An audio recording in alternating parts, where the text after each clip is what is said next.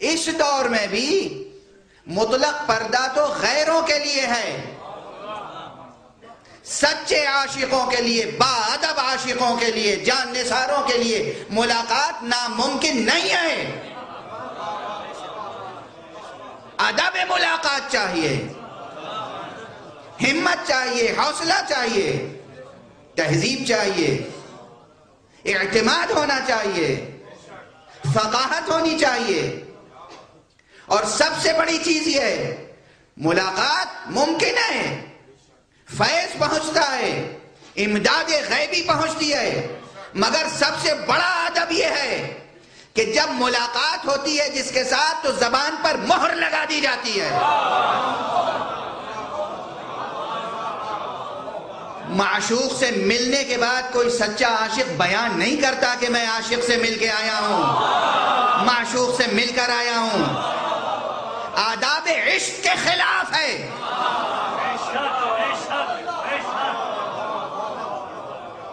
آداب عشق کے خلاف ہے یہ اعلان کرنا کہ میں ملاقات کر کے آیا ہوں، اور جبکہ خاص طور پر پابندی لگا دی گئی ہو، خبردار کوئی ہم سے ملاقات کا ذکر نہ کرے، اور حکم دیا گیا ہو اگر کوئی ملاقات کا ذکر کرے تو اسے جھٹلاؤ،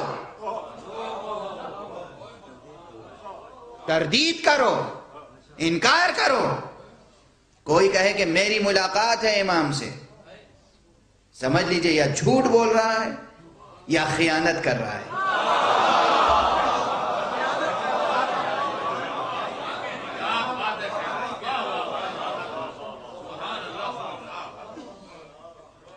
خیانت ہے، خیانت ہے۔ سادہ سی بات ہے، یہاں تو پنڈی میں تقریر ہو رہی ہے، کچھ ہمارے بزرگ بھی تشریف فرمائے، میں مصلحتاً نام ممبر سے لیتا نہیں، جنرل ہیں اور حضرات ہیں۔ اب ایک اسٹریٹجی ہوتی ہے، ان سے روز کا ملنے والا بھی ممکن نہیں ہے کہ برسر عام کہہ دے کہ میری تو ان سے روز ملاقات ہوتی ہے۔ جس دن اس نے اظہار کیا اسی دن اس کی ملازمت ختم ہو جائے گی۔ تم کو اس لیے تھوڑی رکھا ہے کہ تم بتاؤ کہ مجھ سے مربوط ہو۔ مصلحت کے خلاف ہے، مشن کے خلاف ہے۔ اس لیے دنیا میں کوئی بھی دعویٰ کرے کہ میں آقا سے ملتا ہوں، ملاقات ہوتی ہے، جو آپ کی حاجت ہو مجھے بتائیے، سمجھ لیجئے کہ وہ جھوٹا ہے، اسے جھٹلائیے۔ شریعت کا حکم ہے، حکم ہے شریعت کا، وہ جھوٹا ہے، کذبو، اس کو جھٹلاؤ۔ توجہ ہے، اس لیے کہ جب ملاقات ہوتی ہے تو زبانوں پر مہر لگا دی جاتی ہے، ممکن نہیں ہے کہ لب کشائی ہو جائے۔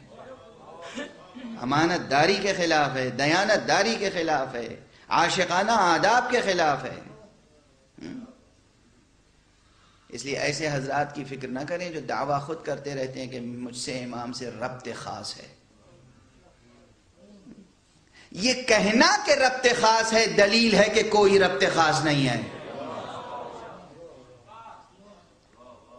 آپ آپس میں دیکھ لیں، جو واقعی آپ سے ربط خاص رکھتا ہوگا وہ تھوڑی کہتا پھرے گا کہ میں ربط خاص رکھتا ہوں۔ کبھی کبھی کہیں کوئی ملاقات ہو گئی ہوگی وہ کہے گا کہ میں ربط خاص رکھتا ہوں۔